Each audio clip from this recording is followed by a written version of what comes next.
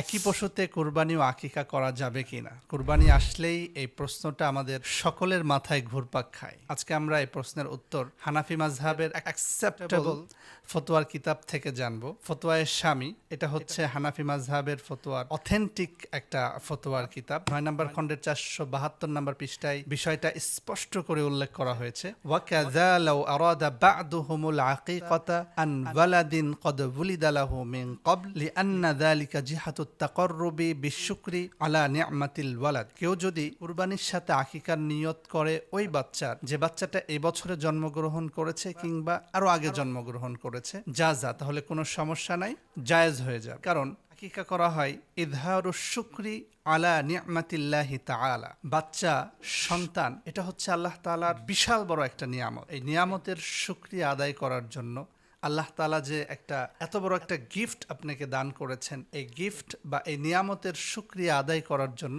আকিকা করা হয়ে থাকে। সো এখানে একই পশুতে কুরবানি ও আকিকা করতে পারবেন, কোনো সমস্যা নাই। আবার এই ব্যাপারে ফতোয়ায়ে কাজী খানের ৩য় খণ্ডের ২৪৭ নাম্বার পৃষ্ঠায় বিষয়টা উল্লেখ করা হয়েছে যে কুরবানিতে এক এক শরীকের এক এক নিয়ত থাকতে পারে। ফর এক্সাম্পল, একটা পশুতে মনে করেন কয়েকজন শরিক হয়েছে, তো এক এক শরিকের এক এক নিয়ত আছে। কেউ কেরান হজের হাদি হিসাবে শরিক হয়েছে, অথবা কেউ মুহরিম অবস্থায় শিকার করে ফেলেছে, ওইটার কাফফারা হিসাবে শরিক হয়েছে, অথবা কেউ যদি কুরবানির সাথে আকিকা দিবে এই নিয়ত করে যা আনিল করলি, তাহলে এই প্রত্যেকটা সুরতি জায়েজ আছে, কোনো সমস্যা নেই। তাহলে বর্ণনাগুলো থেকে আমরা জানতে পারলাম, বুঝতে পারলাম যে একই পশুতে যদি আমরা কুরবানি এবং আকিকা করি তাহলে কোনো সমস্যা নাই, এটা জায়েজ আছে, এটা আল্লাহ তাআলার কাছে অ্যাকসেপ্টেড হবে। তবে কুরবানি এবং আকিকা যেহেতু ডিফারেন্ট ইবাদত, আলাদা আলাদা যেহেতু ইবাদত, এই জন্য উত্তম হচ্ছে দুইটা আলাদা আলাদা দেওয়াটাই হচ্ছে আফজল, এটাই হচ্ছে উত্তম পন্থা।